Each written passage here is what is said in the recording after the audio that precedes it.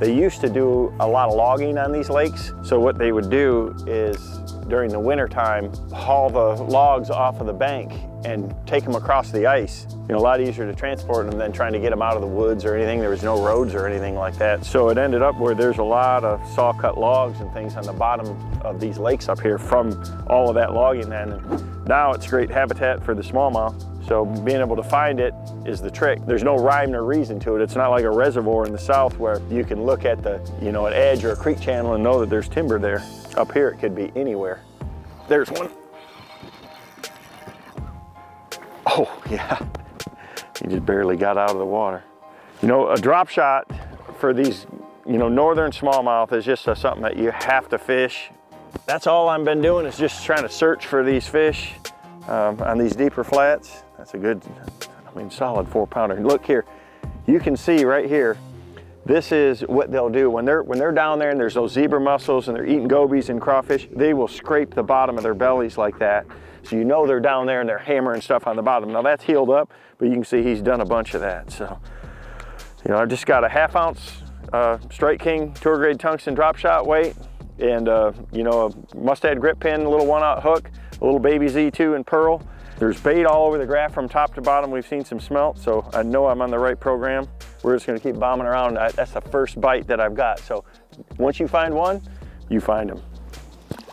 You know, one of the things that, you know, people that I know from the south that come up here and fish, a big misconception is that, you know, these fish are really on a specific exact spot. Well, up here in the Great Lakes and in northern fisheries like this, they roam these flats. So covering water is key.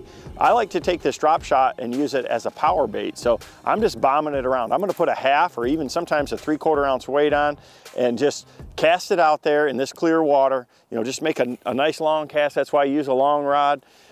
Let that thing sink to the bottom, shake it once or twice, and then move on. Now, if you get into an area where you start catching them, you can slow down and work it a little more, but when you're looking for them, when you're trying to cover water, it's just like throwing a spinnerbait or anything else. You just bomb that drop shot out there, let it hit the bottom, work it a couple times. If you don't get a bite, reel it in. I mean, if it gets close to one in this clear water, they're gonna see it, they're gonna come over there, it may take 2 or 3 shakes, and they're gonna bite it if they're there. So after that, just move on.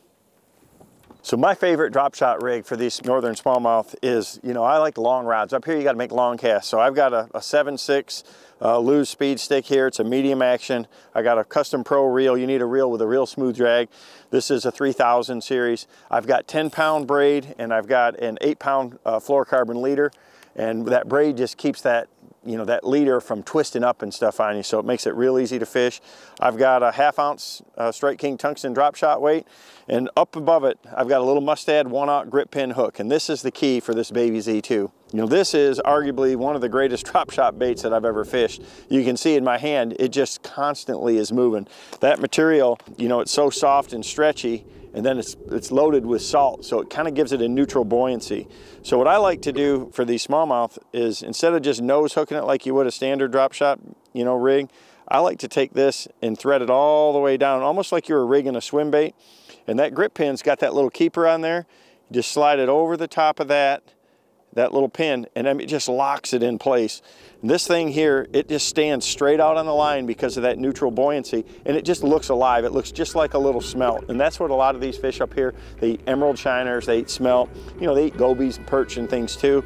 They eat crawfish, but when they're on bait, that Z2 or a baby Z2 is just lights out on a drop shot rig because it looks so alive in the water. There's one, big one. Oh. Feels like a mighty good one. These smallmouth up here, there's current all the time. I'm just gonna spot lock. So dang strong.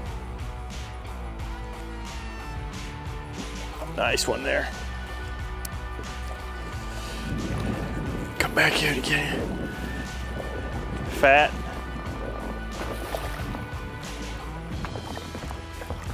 That's what a smorgasbord of food will get you right there.